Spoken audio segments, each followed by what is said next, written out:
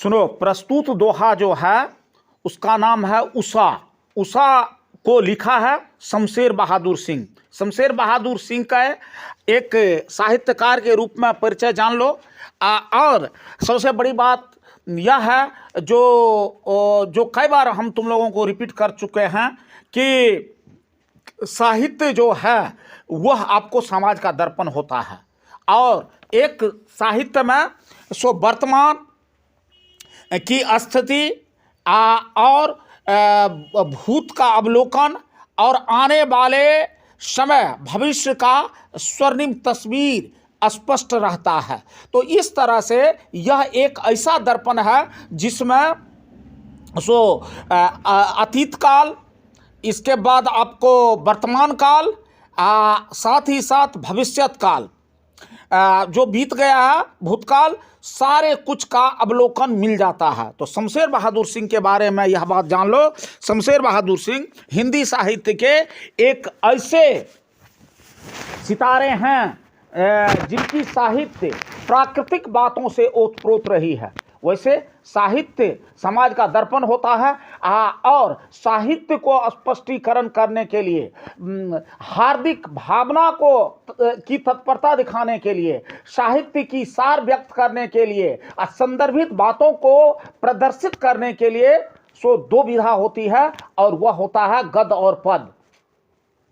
गद्य की प्रस्तुति कहानी के माध्यम से, निबंध के माध्यम से, नाटक के माध्यम से होता है, जबकि पद दोहा के द्वारा विभक्त किया जाता है। तुम सवैया पढ़ोगे वह भी दोहा का ही प्रकार है। इस तरह से एक प्रमुख साहित्यकार के रूप में यह सिर्फ गद्य ही नहीं, पद भी लिखे, पद ही नहीं गद्य भी लिखे।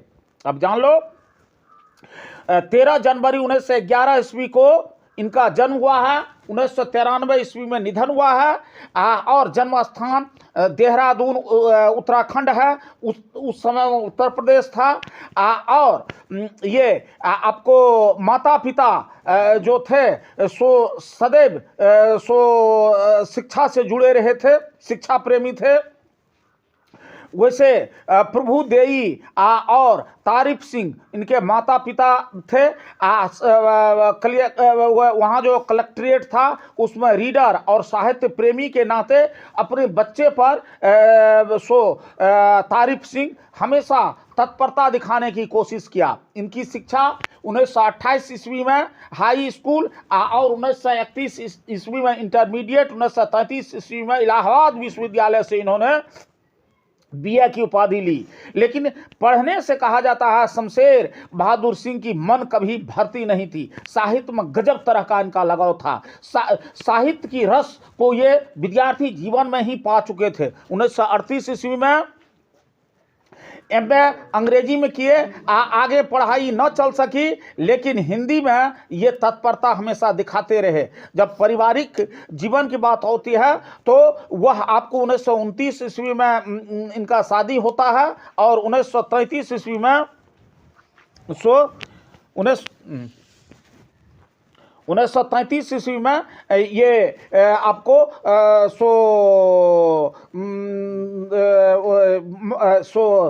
पत्नी विहीन हो जाता है और उसकी पत्नी की मृत्यु हो जाती है। परिवार में अनिश्चितता का ये पड़ जाता है, एक अंधकार सा पड़ जाता है। लेकिन ये अपने साहित्य की जो सफ़र है उसको वह कभी पीछे नहीं कर रहता है उससे। इनकी जब देखोगे वृत्ति में तो रूपाब, कहानी, माया, नया साहित्य, नया पथ, मनोहर कहानियाँ की संपादन इनकी ये साहित्य के क्षेत्र में उपागम रहा है। उर्दू हिंदी कोश का संपादन। फिर वह आपको 81-85 ईस्वी में इन्हें प्रेमचंद्र सृजन पीठ और विक्रम विश्वविद्यालय उज्जैन में ये आपको हिंदी के अध्यक्ष भी रहे। 1978 ईस्वी में जब इन्हें सोवियत यात्रा के लिए जाना पड़ा तो उसमें भी अपने साहित्य का वहाँ अद्भुत प्रकार का छाप उन्होंने छोड़ा। अब देखिए 1932-33 में ये अपना लेखन कार्य शुरू किया था। इनकी प्रमुख जो है साहित्य की सो एक से एक बिंदु, उसमें आपको सो दूसरा सप्तक 1951 ईस्वी में, कविता 1959 ईस्वी में, और चुका भी नहीं हूँ मैं 1975 ईस्वी में, और उदिता बात बोलेगी काल तुझसे होड़ में मेरी, टूटी हुई बिखरी हुई कहीं बहुत दूर से सुन रहा हूँ सुकून की तलाश गजलें, ये सब इनके द्वारा लिखित है। अब देखिए, ये प्राकृतिक बातों का उल्लेखन करने में इनकी कलम सदैव सशक्त रही है।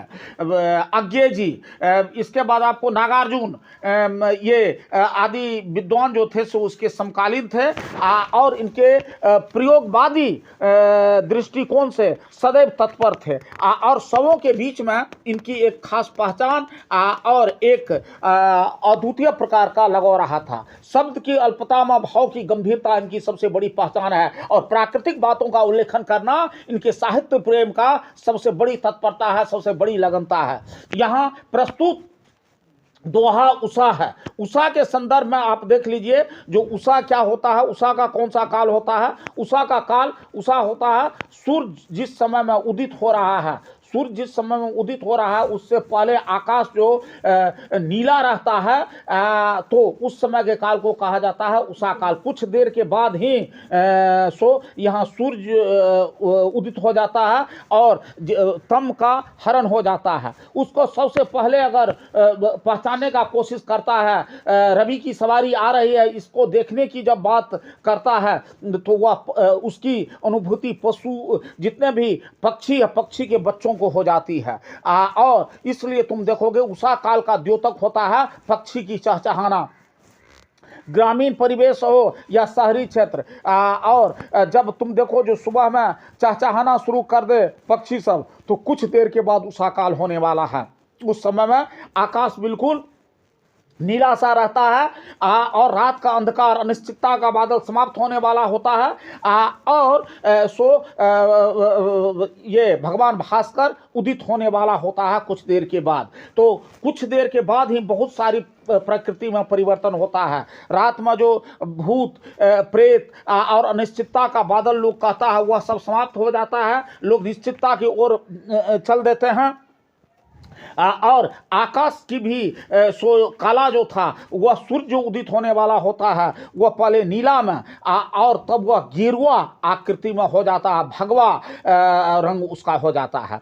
तो अब देखो यहाँ जो प्रस्तुति क्या है, कहा प्रातः नभ था बहुत नीला शंख जैसे। जब सुबह उषा काल होता है, तो उषा काल के जस्ट बाद या उषा काल के समय या उषा काल जब होता है तो आकाश काला नहीं रहता है। रात में आकाश काला रहता है, चंद्रमा अपनी ज्योति समाप्त कर देती है, और उस समय में आकाश काला नहीं रहता है, और एकदम वह जो होता है सो नीला जैसे दिखाई पड़ता है। वह होता है भोर का नभ, सुबह का वह आकाश होता है।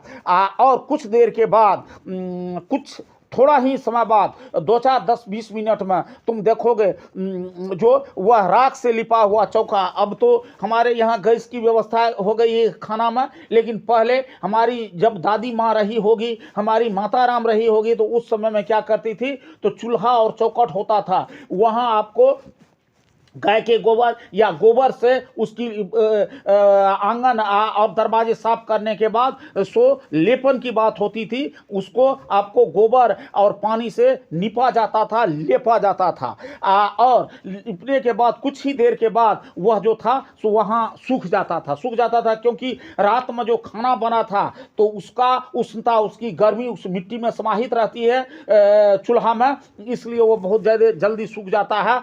और सूखने के बाद वो थोड़ा पीला, थोड़ा हरा, इस तरह से उस सबकी रंग दिखाई पड़ती है। और सुबह में उषा काल जब होता है तो उसी तरह की आकाश पहले दिखाई देता, पहले नीला था तब उस तरह का दिखाई देने लगती है। अब देखिए अभी वह गीला ही है, बहुत काली सील जरा से लाल केसर से धुल गई। और कुछ ही देर के बाद आकाश जो होता है, क्योंकि भगवान भास्कर आने वाले होते हैं, आकाश बिल्कुल सो केसर की तरह हो जाता है, गेरुआ रंग की तरह हो जाता है आकाश।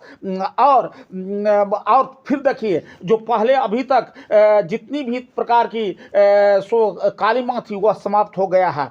और आकाश कुछ देर के बाद सो सूर्य का उदय होता है। और तब कैसा लगता है, जो पूर्व जो आकाश था लाल रंग का वह सो ऐसा देख पड़ता है जो वह काला समाप्त हो गई है, सूर्योदय हो गया है। और वह लगता है जैसे स्लेट पर पहले खड़िया से जो लिखा जाता था। आज तो कॉपी और कलम से ही बच्चे शुरू करते हैं, लेकिन पहले स्लेट और पेंसिल से लिखा करता था, माने खल्ली से लिखा करता था। उस तरह का पेंसिल होता था, जिस तरह से काला स्लेट पर वो उजला अक्षर से लिखा जाता है, उस तरह की दिखाई पड़ती थी।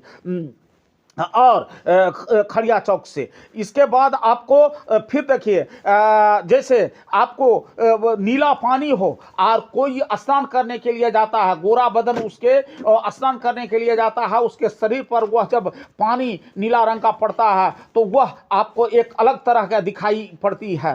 तो जिस तरह से नीला शरीर ये गोरा शरीर नीला पानी में स्नान करने पर उसकी बूंदा पानी का पड़ जाता है, जिस तरह से चकमकाहट रहती है, उसी तरह से जो आकाश काला था वह अब सो भगवा रंग में या केसर रंग में परिवर्तित हो चुका है। और सूर्योदय जब होता है तो जहाँ सारे अनिश्चितता भरी हुई रहती है वो अनिश्चितता समाप्त हो जाता है, क्योंकि उषा हो रहा है, उषा आ रहा है, सूर्य आ रहा है, उषा काल हो गया है। और उषा काल के बाद सूर्योदय होता है। और सूर्योदय होने के बाद सारे जंतु जो इस धरातल पर का है, पृथ्वी पर का है, सब जग जाता है, सब अपने अपने कार्य में, दैनिक कार्य में जुट जाते हैं। और लोगों में एक सोया हुआ रात का जो व्यक्ति होता है उसमें एक ताजगी की अनुभूति होती है। भर रात सोया हुआ व्यक्ति, और रात जो अभी था सूर्योदय नहीं हुआ था तो सब तरह सो अनिश्चितता का बादल मंडरा रहा था।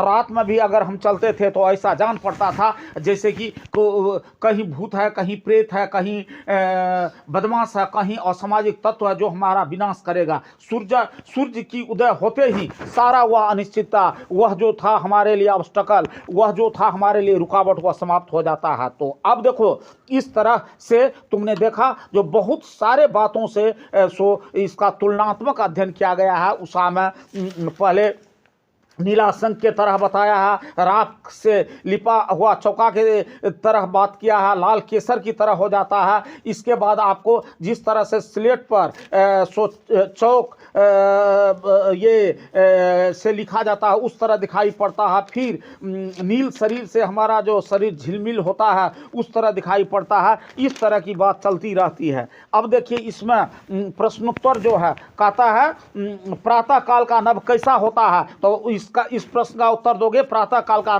नभ नीला शंख की तरह होता है। राख से लिपा हुआ चौका द्वारा कभी क्या कहना चाहता है, राख से लिपा हुआ चौका जो खाना बनाने का जगह होता है बड़ा ही पवित्र माना जाता है, और सुबह सवेरे चौका की सफाई के बाद उसको लिपा जाता है।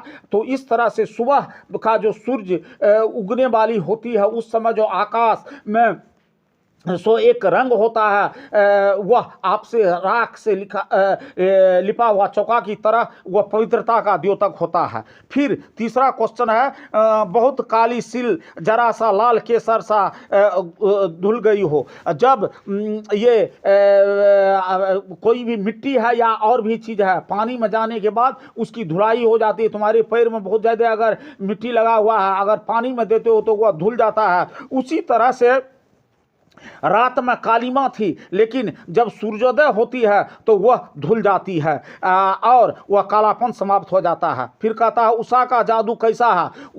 उषा का जादू एक गजब तरह का है। जब उषा काल होता है तो जितने लोग जो सोए रहते हैं सब जग जाते हैं। जो आदमी सोया हुआ था, सोया होना माने मरा हुआ जैसे जो दिखाई पड़ता था वह जागृत हो जाता है, सशक्त हो जाता है और चारों तरफ सक्रियता आ जाती है। लाल के केसर और लाल खड़िया चौक किसके लिए प्रयुक्त हुआ है? यह दोनों उषा के लिए प्रयुक्त हुआ है, उषा काल के लिए प्रयुक्त होता है, सूर्योदय के समय से पूर्व की स्थिति के लिए प्रयुक्त हुआ है। फिर कहता है व्याख्या कीजिए, जादू टूटता इस उषा का अब सूर्योदय हो रहा है। प्रस्तुत पद्यांश ये शमशेर बहादुर सिंह द्वारा लिखित उषा काल से उद्धृत है। इसमें कवि का कहने का आशय यह है, जब सूर्योदय होता है, सूर्योदय से पहले का काल उषा का काल होता है। उस समय में रात में जो लोग सोया हुआ होता है, निप्राण जैसे दिखाई देता है। जब उषा काल होता है तो सबका नींद टूटने लगता है। फिर कहता है बहुत काली सिल जरा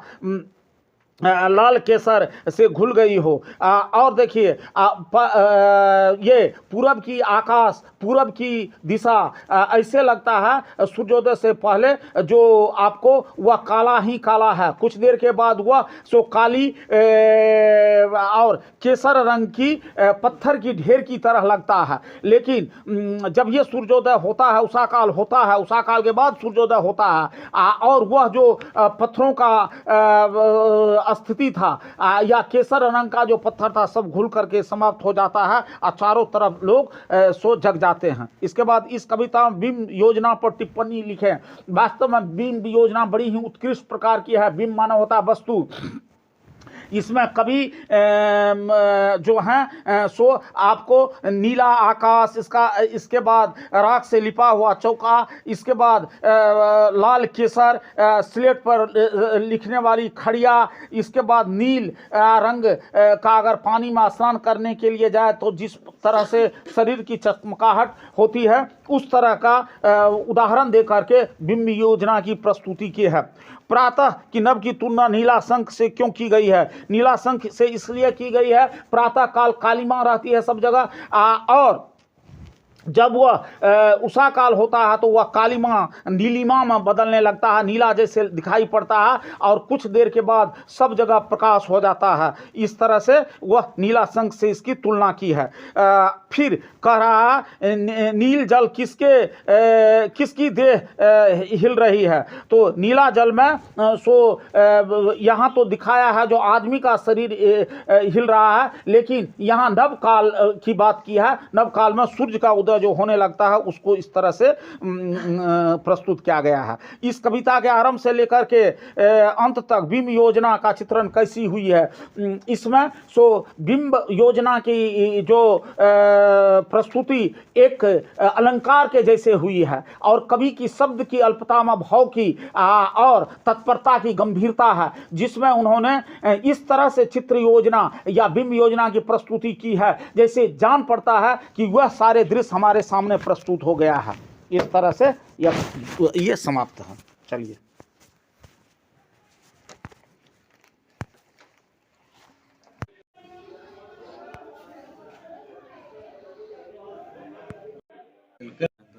बिल्कुल कम बचा लेते हैं आप, क्या मन कर देंगे। कुम्हार पदार्थ भले से कौन की कहब तो अभी नहीं तो बुझबे कोना। तोरा सनक लोग बिना उद्देश्य के चले थोड़े छे।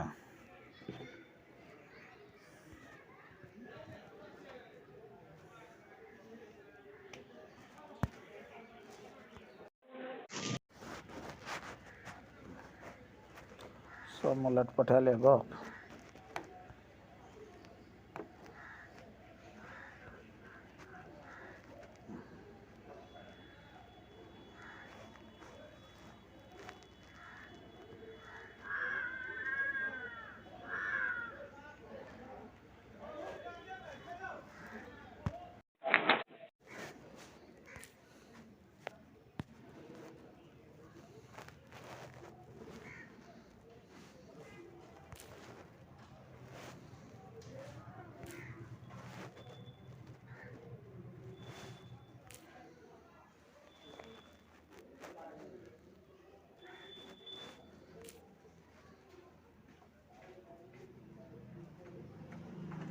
शंकर रे, हेबे कार्ड तोहर दादाजी के आबि गेलो ये ओ हम देखलियो ये हम पूछलिए जे ओ लुचबा के जो एकटा रहे ओकर नीतीश बा हम कहलिए जे ओहि दिन हमरा याद का छो तऽ प्रैक्टिकल में 22-23 तक कतबो खींच दे तऽ हम 25 के से जुम जेबै 24 के हाँ और कह सर ठीक है तीनों दिन हमरा हाँ बुझ गेलिए पैसो तैसो के काज छौ नहीं सर नेना जेबा खींच नहीं नहीं हेरे दुइएटा धरातल पर जाइ छै से बुझल छौ ने के सब एकटा तेली आ दोसर मेहता ओही दुनू के हम बहुत मानै छियै हम तोरे ठाम जाइतियो हम किछु पैसा लए कऽ जाइत रहियै नहीं सर हाँ ये ले लिए कहली 15-20 हजार दए दिए कारण ई छै जे भाई दिए जरूरत हेतै हम चाहलिए ओकरा ये की नाम छै ये पढ़ैत रहे नीतीश बा हम कहलिए अच्छा अपने जेबै तऽ मुद्रा के काम नहीं छै नहीं नहीं सर भैया ने भेट कर अच्छा ठीक छै हम एबे करबो हम एबे करतियै ठीक छै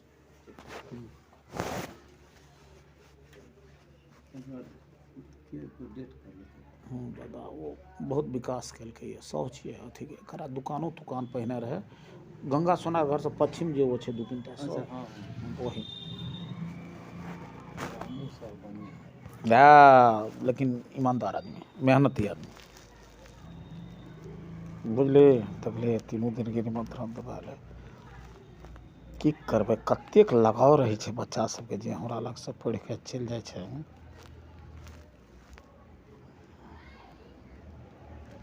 विद्यार्थी तो कहै छै सर आदमी अहाँ थोड़े छी अहाँ देवता छी जे अहाँ तक संभव छै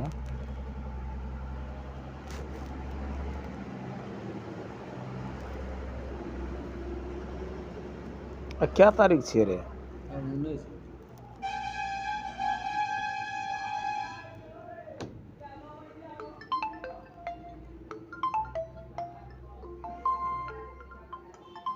ककर छै देखिए हेलो हाँ बोल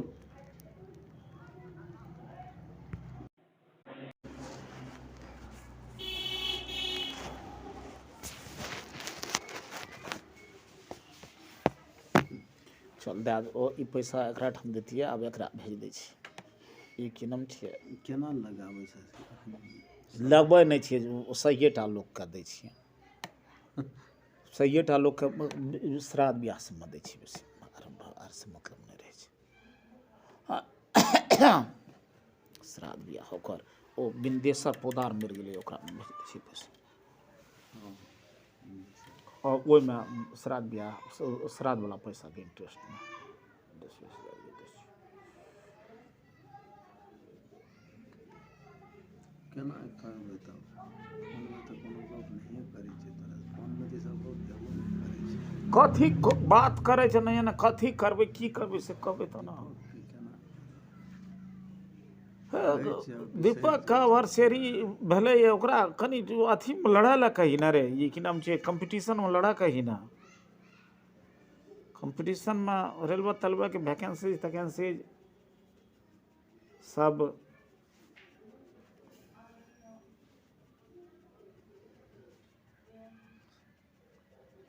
दरबर कतनो देतै तऽ पार लागतै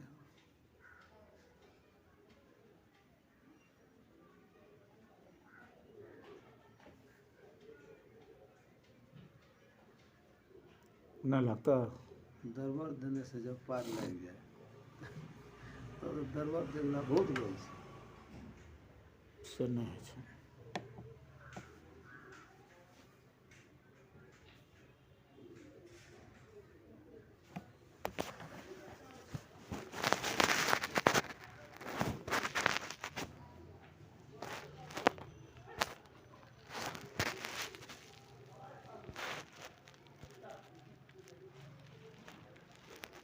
आ एखन हम अपना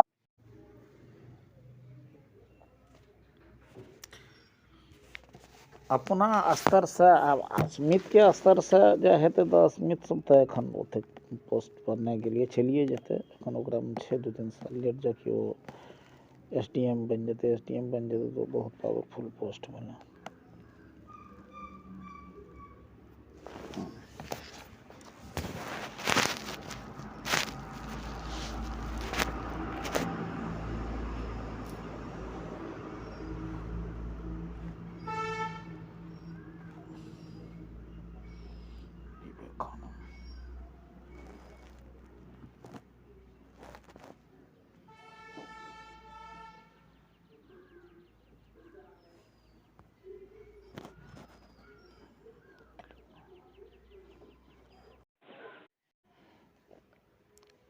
बनावे के एग्जामिनेशन देलकै, पूछे छियै एक बेर केहन जोनल अथी रहे हेड रहे, ओ अस्मिते के द्वारा हमरा लगाव रहलै। हालांकि हम तो लेलिए नहीं, देबे के दिलिए मामला में 2-4-5टा जे रेलवेमे गेलै ओकरा पैसे देलकै जे भी दिलह ओकरा तऽ देबे के लिए ना। हाँ हाँ कते पहले हाँ भेले रहे। ओ हेमा के 2टा बेटा ओतुका नहीं गेलैए। हाँ से आ गोसपुर के एकर चंदेश्वर मिसर के 2टा जे गेलैए, 2टा। अभी तो बहुत फाइनल चल रहा है। अरे तोरा हम कहना रहियो एक बेर, तो तोरा हम चांसो दिलियो रह। हाँ ठीक, हमरा न कहबा रहिए हाँ वो टाइम में बहुत दिन पहले, हाँ हाँ हाँ करीब 7-8 साल हाँ सएह ओ सब तो गेलै वही समय। के जे नाम कहबा गेले रहे। हेमिया के बेटा 2टा गेले रहे, वही छोड़ा के एकटा के 20 लाख में सेटलमेंट भेलै हरिदेव के, हरिजी के भागिन से, अथी से ई पोती से, जे दिल्ली में घर बना के रहे छै, 20 लाख में सेटल रेलवे में जे छै। एकटा छै 4th ग्रेड में, एकटा छै से ड्राइवरिंग में, तो एकरे जे ओहू में जे छै से लागले रहे। ओकरा जोगाड़ से तो केओ बड़का पदाधिकारी रहे छै ना, तो ओकर 9टा प्रभाग छै, कतौ कए लै छै।